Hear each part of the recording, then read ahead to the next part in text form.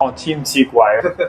你好啊，第一次會唔會好痛啊？應該唔會，點解要脫面毛？面毛就會靚啲。男仔都要做，有咩用啊？香港男士都要見下面毛太多，俾人感覺唔夠乾淨。我有好多死皮，第一次會痛少少，冇問題。你做咗幾多年啊10年左右，喺香港多唔多人做呢個？都多㗎。呢個係咪做 facial？ traditional facial 香港人係咪好貪靚？可以咁講，有時係工作需要，見人多就自然要求個官名要好。呢個線係咩啊？我哋呢度就唔係同出邊一樣用普通聯3位線嘅，我哋就係棉加麻溝。我呢個好痛。師傅係咪好辛苦？都好辛苦嘅，好痛。係胡鬚啊，多唔多後生仔做？都多啊。我可唔可以喺屋企幫老婆做呢個？你可以試下。你做緊好痛，但係而家好舒服。辛苦晒啊！